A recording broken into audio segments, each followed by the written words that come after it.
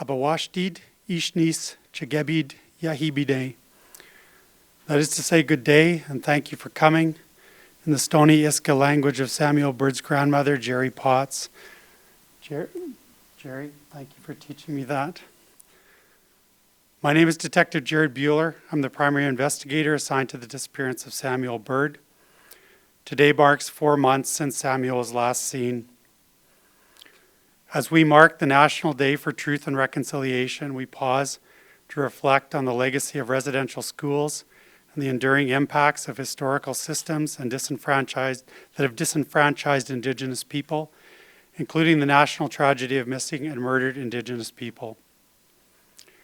As we continue the investigation into the disappearance of Samuel Bird, we recognize the profound grief Samuel's absence has caused to his family and Indigenous communities across Canada. Samuel's case is a powerful reminder of the inequities Indigenous peoples continue to face. We remain committed to seeking the truth with respect, care, and the urgency Samuel and all those still waiting for answers deserve. I would like to introduce and acknowledge the family of Samuel Bird who have joined us today. While our approaches to Samuel's disappearance have differed, we have always shared a common mission, and that's to bring Samuel home. To my right are Jerry Potts, Samuel Bird's paternal grandmother, and Justin Bird, Samuel's father. To my left are Alana Bird, Samuel's mother, and Samuel's cookum. On June 1st, 2025, at approximately 8 p.m., Samuel Bird left his mother's residence in Kenora. This was the last time Samuel was seen or communicated with anyone in his family. At approximately 8:30 p.m., surveillance video captured Samuel walking through the grounds of Holy Cross School at 15120 104 Avenue. Samuel is then known to have attended the residence of a friend in the Kenora neighborhood, the location he was last seen. This residence is the same location a search warrant was executed on September 18, 2025. That search warrant was executed in relation to the disappearance of Samuel Bird. After an intensive 4-month police investigation, what occurred to Samuel in the hours after he left his mother's residence remain the subject of this investigation. I can now say, based on the totality of information, that there are reasonable grounds to believe Samuel is deceased and that his death is criminal in nature. In the past 4 months, Samuel's family, his community, and the community at large have undertaken what I believe to be an unprecedented effort by tirelessly searching the Edmonton River Valley and surrounding areas. The Edmonton Police Service and our investigative team recognizes and commends the efforts of both Alana Bird and the less publicized but equally persistent efforts of search teams led by Samuel's uncle Joey Bird and his father Justin Bird. I've remained in close contact with the Bird family, and it has been personally impactful to observe Samuel's family, guided by culture and faith, never lose hope that they will bring Samuel home. Prior to addressing our continuing investigations, Samuel's family would like to say a few words.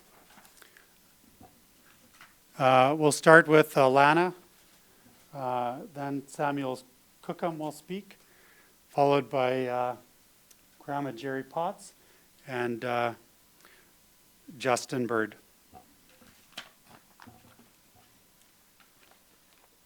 Okay. Thank you, Jared. Hi, thank you for being here today. Samuel's disappearance has shattered our lives in ways that cannot be measured. As Samuel's mother, I have carried this pain every single day since he went missing. I have prayed, I have hoped, I have leaned on my family, my community, and my ancestors for strength. No parent should ever have to go through this, and yet too many Indigenous families continue to face this same nightmare. I want people to remember Samuel not as a headline, not as a case file, but as a loved son, a brother, a cousin, and a friend. His laughter, his spirit, and his love are what define him, not the circumstances of his disappearance. Samuel always said, "I love you," and gave me a hug before he left anywhere. And and I miss his humor tons. I will forever miss our talks. We stand here in the shadow of a much larger injustice, the ongoing crisis of our missing and murdered Indigenous children and youth. This is not just about Samuel. This is about the systems that continue to fail our families and a silence that too often surrounds our pain. I am calling on all leaders, matriarchs, elders, youth, and allies to continue to stand with us. We need your voices, your presence, and your prayers. Join us in searching and gathering and demanding justice, not only for Samuel, but for all of our children. I thank every single person who has stood beside us, cooked meals, searched the rivers and land, prayed with us, and lifted us up in big ways and small. Your love is holding us together in the darkest time of our life. For Samuel and for every Indigenous child who has been taken from us, we will not stop and we will not be silent. We will not rest until the truth is brought forward and our loved ones are brought home. In love, grief, and strength, Mother of Samuel Bird. Thank you.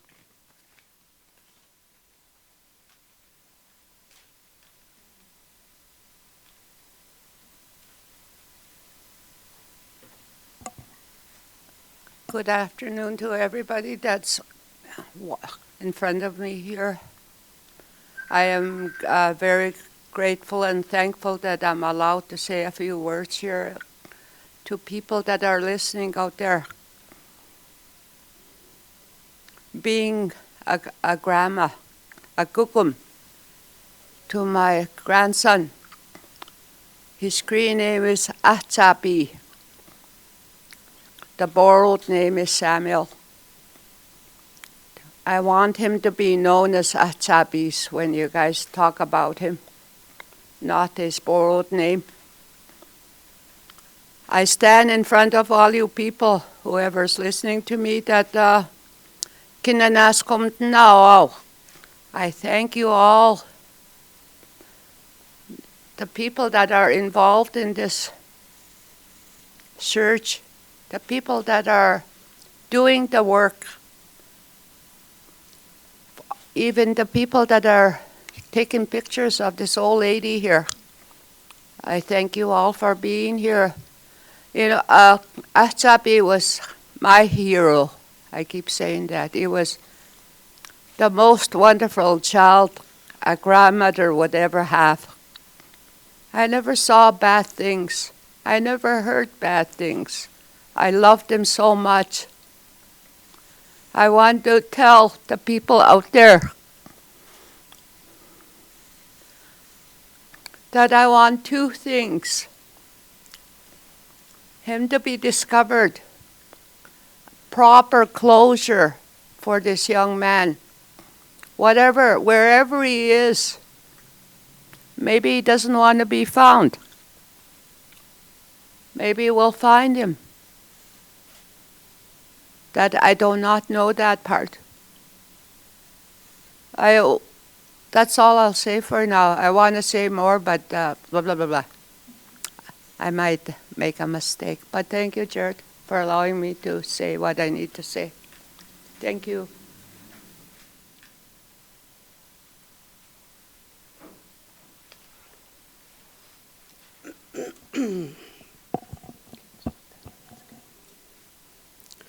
Abawastet isnin si pawan mis na habane nen wa hahina tuskini wa ine metawzanya pijamne. I'm Jerry Potts. I'm Samuel's paternal grandmother. Just to speak a little bit about Samuel, his spiritual name, as Dora mentioned, was Achakapis, which translates to little boy on the moon. In my language, we call that Wichatuskin. Mogushin ahebe waheba getyu une. That's how we pronounce that word. My Sam I am, that's what I called him, had a gift when he came to this world. He had a beaming light and abundance of love.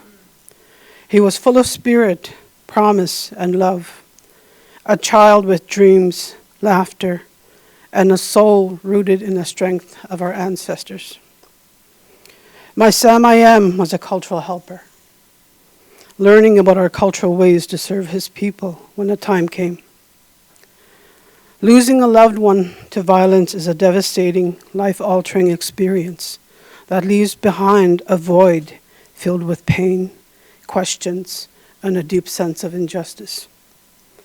It is a kind of grief that does not just mourn the loss of a life, it mourns the way that life was taken. There are no words that can fully heal the wounds left behind by such tragedy, but honoring their memory through truth, justice, and love becomes a way to carry them forward. Grandson Samuel Bird's light, we're refusing to let it be extinguished.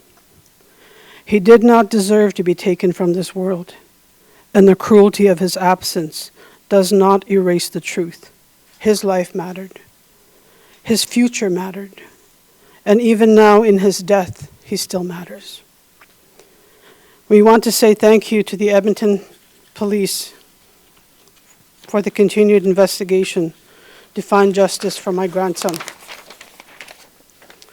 To my sons Joey and Justin, Samuel's father, who along with the Paul First Nations Search and Rescue Team, I thank you. To my sister Gina, Ken Dion, and Cam Alexis, who have all been instrumental in supporting our family's search efforts, thank you. To all those who have joined Samuel's mother in her search for Samuel in the Edmonton River Valley, thank you.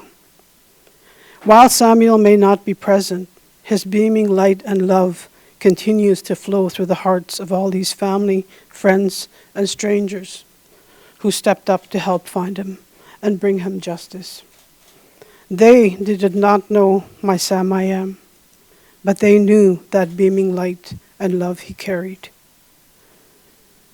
Our plea to those individuals with knowledge of what happened to Samuel, you know who you are. While we are left searching for answers for peace, for his body, you are left with something too. You are left with the truth of what occurred that cannot be silenced. You may try to run from, but the weight of taking Samuel from us will forever live in your quiet moments. We are pleading with you to allow Samuel to be returned to our family so we can lay him to rest according to our traditions, with love, with ceremony, and the songs of our ancestors.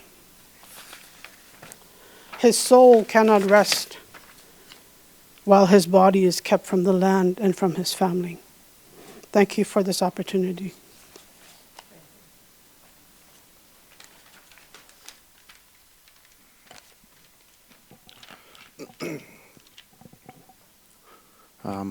Hello, everyone.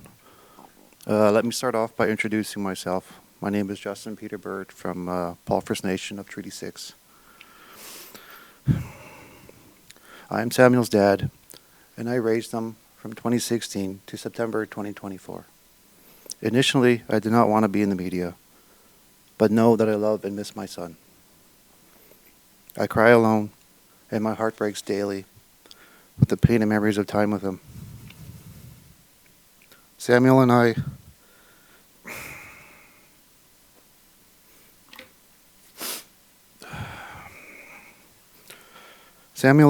used to hang out in my living room before he went to bed, snacking, watching movies or TV shows, and now his spot sits empty.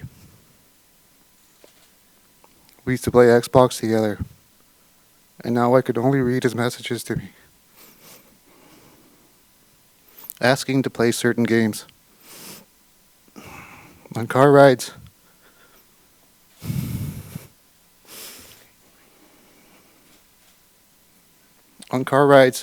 certain songs break me down in tears because they remind me of my Sammy.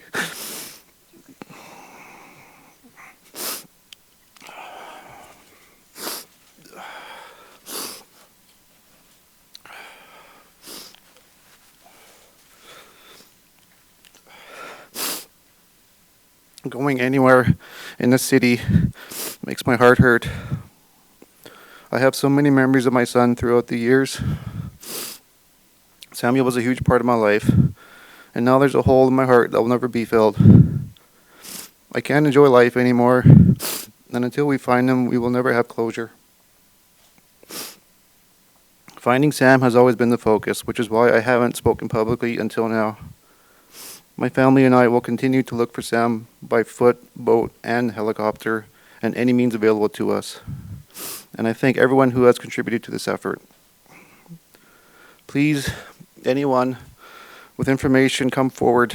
We need to find him and get Sam justice. Thank you.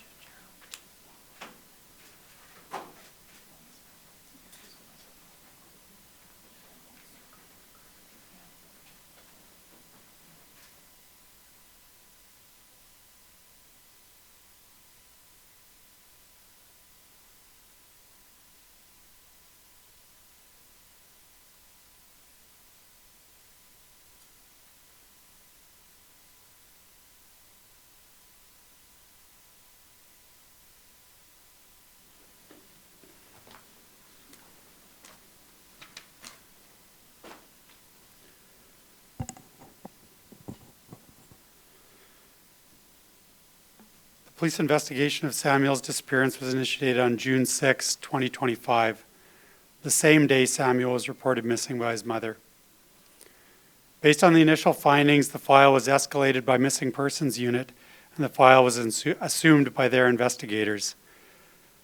On June 15, 2025, the Missing Persons investigation received information of significant concern, which caused the investigation to be immediately transferred to Homicide Section on June 16, 2025. The investigation was thereafter continued by Homicide Section in ongoing collaboration with Missing Persons Unit. For the past 4 months, in addition to myself, 9 homicide detectives, along with the initial missing persons investigator, along with numerous other police and civilian members from support units within the EPS, have pursued every investigative avenue and countless leads to locate Samuel. There has been public scrutiny concerning the police investigation, particularly the timing of the release of information to the public. Investigations are not conducted in public, and for this we make no apology.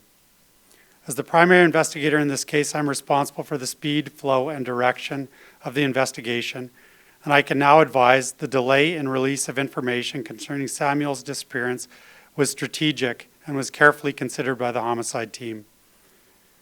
Investigative steps and evidence collected in the first 40 days of the investigation, prior to the matter becoming a focus of social media discussion, speculation, and contamination, have been critical to the case and will be critical to future potential prosecutions.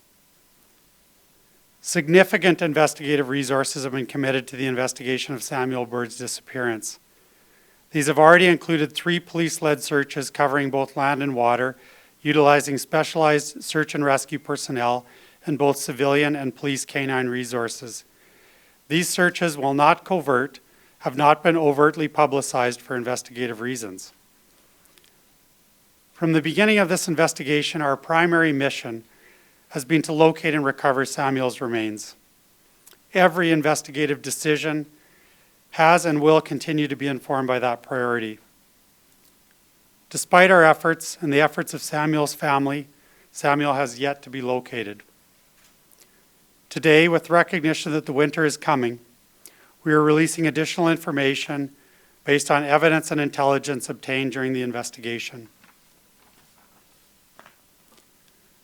While not certain, we now believe the offender or offenders responsible for Samuel's disappearance disposed of Samuel's body no more than 150 kilometers of Edmonton, and that the disposal of his body occurred within hours of his disappearance on June 1st.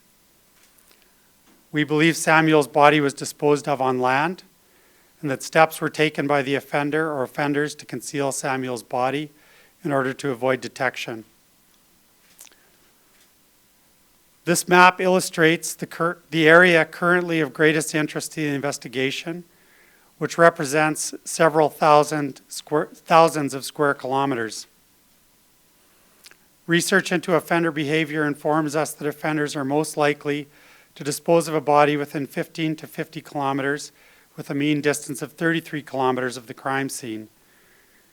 These locations will be outside the sight line of residences, but still accessible in darkness and are typically within 50 to 100 feet of a roadway or trail, almost always downhill from the point of ingress from that roadway or trail. Where a body is concealed, it is most likely that local debris may be used to conceal the body in natural depressions. Alternatively, wells, culverts, and other features may be used to conceal a body. We are now appealing to the public, in particular to hunters, landowners, and outdoor enthusiasts, to be mindful of Samuel's disappearance. Please check your properties in the areas we have described west and southwest of Edmonton. The Edmonton Police Service remains fully committed to bringing Samuel Bird home. We will be relentless in our pursuit of identifying those individuals involved in his disappearance and holding those people accountable. In this regard, I appeal to those individuals who were directly or indirectly involved with Samuel's disappearance, who we know have information which could identify the location of his remains, to come forward. This investigation is progressing rapidly, and time is not unlimited to do the right thing. In conclusion, I wish to express my sincere gratitude to the Bird family. From the beginning of this investigation, I asked you to have faith in our process. With little information and no immediate results, your trust in us throughout the course of this challenging investigation, which has yet to be concluded, is not taken for granted. You've been a source of great strength to us all. I will now take any questions.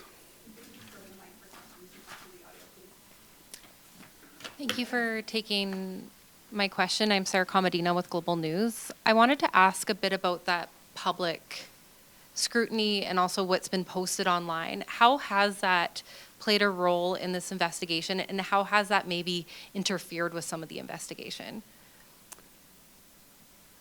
I've been a homicide detective for almost 9 years, and the attention that this case has drawn on social media is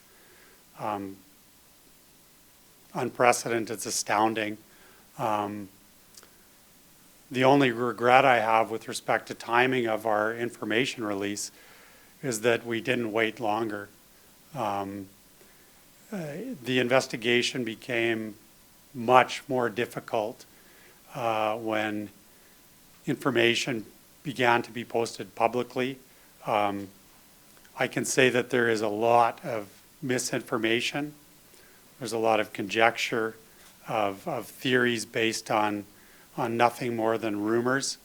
And it has cost us a significant amount of time that could have been otherwise spent investigating actual evidence. We've received literally hundreds of tips through both Crime Stoppers and through our police dispatch and 911. Many of those tips are simply recycling the same information that we've already seen over again. And it's been a challenge. How long have you known now that this is a homicide investigation? We've believed that, as has Samuel's family, for some time, that Samuel's been deceased. As I indicated, information released to the public is always strategic in order to advance the investigative objectives. I'm not going to get into the specific timing of that, but that is a belief that has been shared between the investigative team and Samuel's family for some time. And is there any updates to the fire at the duplex? We're well aware of the fire. It's clearly, you don't need to be a detective to understand how suspicious it is. We released a description of a vehicle to the media on Monday. We located that vehicle on Monday evening. We're working in close collaboration with the investigative response team detectives and who are also trained in our arson investigation to determine how that investigation is going to be handled moving forward and how it does relate to the Samuel Bird investigation. Hi, Jana Pruden with the Globe and Mail. As you sort of alluded to, there's been a lot being shared online, including videos and photos that purport to show the assault and/or murder of Samuel. Can you speak to specifically to that information that's going around? Yeah. Those videos have created a major challenge to the investigation as well. As much as people have said there are videos, there are in fact very few videos of very poor quality. It's impossible to assess the timing of when those videos were taken, and in my opinion it's impossible to even conclude that the individual depicted or individuals depicted in those videos are in fact Samuel. I tend to believe they're not. And if they are, that it's not relevant to Samuel's disappearance and what we believe to be his death in this case. Unfortunately, there are troubled individuals out there who take some sort of perverse joy in trying to take credit to build up their own street credibility or online credibility by claiming knowledge or responsibility of this. To give you one example, we traced one of the primary sources of that information to a remote location in BC, a young man who had absolutely no presence in Edmonton and or association to Samuel Bird. But you can imagine that significant time and effort were eaten up to get to that point where we could eliminate those videos. So it's extremely unfortunate. Those individuals should be absolutely ashamed of themselves. They know who they are. The public knows who they are. And quite frankly, the current regulatory environment around social media right now makes our work next to impossible with respect to investigating posts on social media. We mean as well be stopping the sun from rising. So yesterday I was talking to some people who are, supporting the search, supporting the family. They have a very specific thing that they're very convinced happened. Very graphic description of exactly how he was killed. I know exactly what you're talking about. Do you have any statement to people that have this very fixed idea in their head, which is, okay, this is exactly the manner he was killed, this is what happened, this is where his body was disposed? Because people are feeling very, very confident. Yeah, I would get them to ask themselves, what is the source of their information? What is the actual source of that information? I know what the source of that information is. I know who the source of that information is. It is not a reliable source. I have one more question, then I'll let my colleagues. Absolutely. In the release, it says that police now believe that Samuel's body was left on land. Obviously, there's been a very major search effort that has been focused primarily on the water. Have police recently determined this? Has that search sort of been in vain, or can you just speak to this land versus water? Yeah.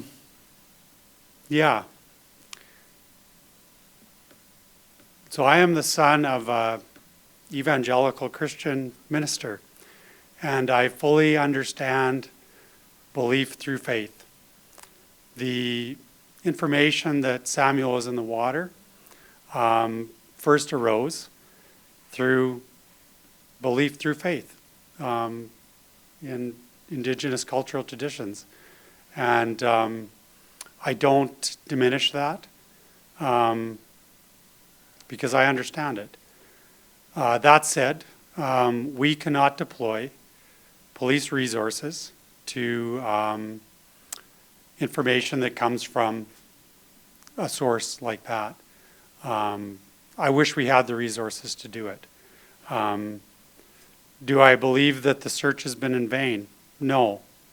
I've seen the impact that the search has had on Alana personally, on her family, on their community, and the attention that it's brought to Samuel's disappearance.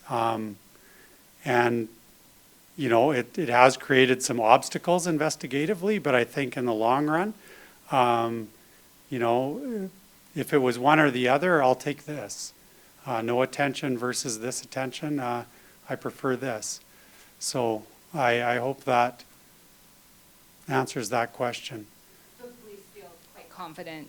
I can't it's on land. eliminate that Samuel could be in the water. That's a possibility. I simply, the best information and intelligence that we have at this point is that he is not. Hi, Johnny with the Edmonton Journal.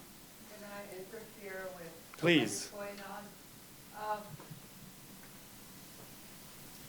Knowing we were having a case conference here with the family, suddenly I see a whole bunch of Global Mail and you guys. Were you invited to come to the conference, case conference? You're interfering with what we want to hear. You guys are going to go write your reports, mislead other people as you write. I know how you reporters write. I don't know if you were invited. I wasn't aware of that. I think I have a right to say what I need to say. You guys are saying, okay, what happened now? You tell us, and you go write out what you think you should write out. You guys stay quiet. This is our case conference, not you guys reporting what you're reporting. One more question. Because I know about search and recovery. 4 months later, no search and recovery. I read about other cases. There's search and recovery, there's helicopters, there's drones, police dogs. Here we have a camp set up by the river. People sleeping in the tent in a cold night, getting fed there. We look pitiful in comparison to other people that are treated properly here. I needed to say that because I watch here lots of things happening over there. I kind of, suddenly these reporters that are here, I didn't know I wasn't aware they were going to be here. And I wasn't aware that, okay, we'll ask questions, well. And then that leaves us out what we need to ask. So you can blame me for that. I invited them, okay? I didn't know that. I'm sorry. Yeah. But I want to answer your question. Can I do Answer my that? question. So, because it's a good one, okay? You talked about the resources that are dedicated to searching, okay? And there's a very good example in the news right now, and that's the young boy that's missing in southern Alberta. Are you aware of that, Cookham? Okay. Yes. So that illustrates the problem we have in that case, that young man, we know exactly where he went missing. They know exactly the place to start searching. And they've been searching there for over a week and have yet to find him. And it illustrates the challenges of searching an area like this, okay, which is several thousand square kilometers. We have no place to start to focus a search. And I talked to Alana and to Justin about a case that I've been involved in the past where we had a very specific area to search. And it took 3 searches with professional searchers over the course of 3 months before we found the deceased person in that case. So that is why, and I understand why you're not happy, but that's why we can't, is because we need a place to start. I just need to share that information, what I just said, in that part of it. Yeah. Because we have brown faces, you eliminate our concern of what, we love that young man. We loved him. Any other parent, grandparent, Yeah. the way they love their children and grandchildren. That's clear. We are as important as the next person. Yes, you are. Okay. But I invited these guys here, so I do have to let them ask a few more But I questions. don't want them to ask Yeah, questions because I know what they'll Yeah. go right. I read Okay. the paper. Yeah. Just, we can talk later, okay? Is that okay? You and I? No. Okay. I will take another question if there is any. I was just wondering if you could elaborate. You said something happened on June 15th. I think you said it was information of significant concern. That's right. Is that sort of what you'd already talked about with some of the stuff that has been posted online, or does that have to do with that? I think it led to it being. No, actually, it's not. It's information that I can't discuss in this forum. And are you able to elaborate on sort of how you narrowed down, that you have narrowed down the search area? How did you sort of come up with Yeah, this perimeter here? so I indicated it's based on what I would call evidence, but also intelligence that we've collected during the investigation. It's certainly not an exact science, okay? We're just trying to narrow the scope of future searches. I can't get into exactly what that evidence and intelligence is, unfortunately, but this is our best, I don't want to say guess, but conclusion right now as to where Samuel is most likely disposed of. And you said that's several, did you say several thousand? Well, it's ballpark kilometers? 150 kilometers out. I mean, this is a very rudimentary representation, Right. but if you kind of were to map it out, we're looking at probably several thousand square kilometers. Okay, thank you. Are there any suspects or anyone in custody? No. Oh, And- sorry, I'll rephrase that. There are suspects. Nobody is in custody. How important is it to find Samuel's remains to further this investigation and to make arrests? It is very difficult to, speaking theoretically now, to prosecute a homicide investigation without a body. It's not impossible. We've seen examples of that, the Travis Vader, the McCann case being one very good example of a case that was successfully prosecuted without a body. But it requires compelling information to support that charge, which is what we're working towards in this investigation, obviously. But in homicide investigation, we have what we call the golden triangle, and that's the body, the history, and the scene. And in this case, we're obviously missing the body, and at this point, we're still missing positive confirmation of a scene. So it makes it pretty difficult to investigate with one corner of that triangle. Are there concerns that it doesn't go further for a long time? I mean, winter is coming. That could be quite difficult to search in these places. So just how dire is this? Well, we've been alive to the winter since June 16th when we took over this investigation. I've been involved in investigations like this before that started in June and understood the pressure of time in that, and everything that we've done has been designed around the window that we have available to us right now. So I'm not sure that dire is the right word, but the timing of this media release is specific to the fact that it's October 1st.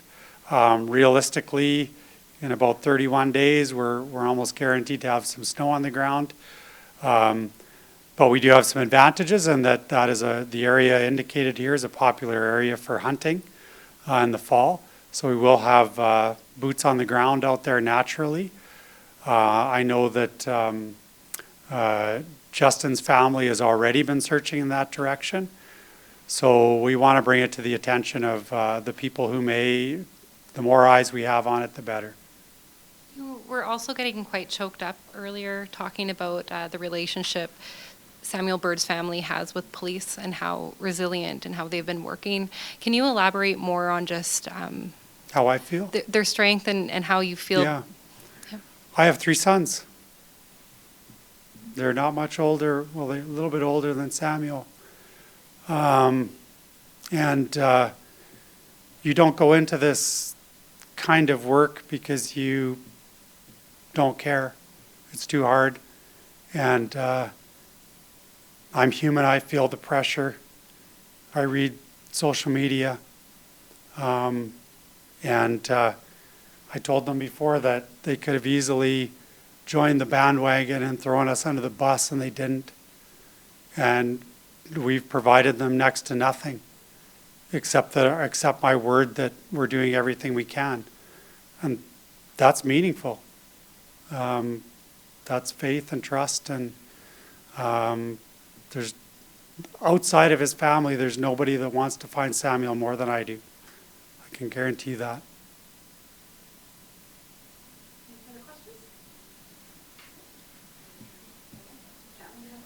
Hi, I just have a couple more questions.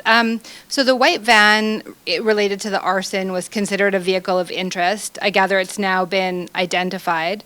Is it still being considered relevant or potentially relevant to the fire at this important location? Yes, definitely. And the second question, there is this, large population of people that want to help, as you've said, and that sometimes maybe that help is not that helpful and maybe even takes time and resources. I see lots of people, they find an item of clothing in the river valley and they want to turn it into the police. Do you have any direction on how people can help that's helpful? Because clearly people do want to help. Yeah, it's a tough question. It's one we've been dealing with throughout the investigation. We recognize that, the devil is in the details in these investigations, and even something that it seems insignificant at the time can become significant later. We don't want to disregard anything. We have set up procedures with our communications section. If an item of perceived interest to the finder is located, that we will attend and we will seize it. We're not necessarily bringing it into the investigation immediately, but if it becomes relevant later. I think over time, I've seen the search teams mature in their approach to it. They're getting more experience. They understand the terrain they're covering, and our river valley is occupied by many people, unfortunately. So we don't want to discourage their efforts. We're dealing with it. We've got our systems in place now, and we're working with it. One final question. I take your point about the delay in publicly releasing information. But of course, one aspect of publicly releasing information is that, Joe Farmer, who's sitting on his land, thinks, what, I did see a truck a couple days ago that was a place it shouldn't have been. Can you just speak to that? You've addressed that there are things gained maybe by doing it very quietly. Are there things that potentially were lost? 100%. That's the art of investigation. You give something away to gain something. You can't do everything all the time. We've had to make countless decisions like that in this investigation, like we do in any investigation. Yeah,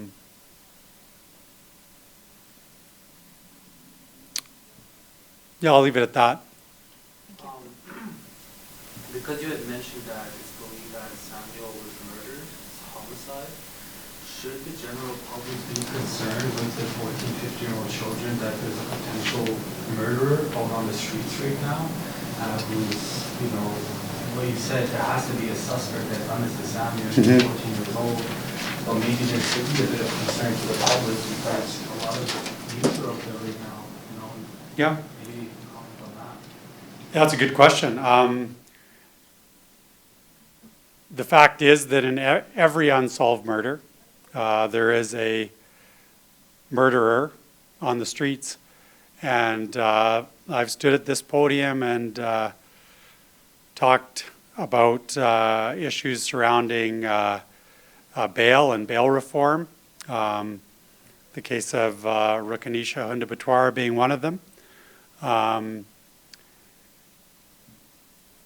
We, at the point, speaking generally, again, though we arrest an individual for an offense, that person could potentially get bail and be back out on the street immediately.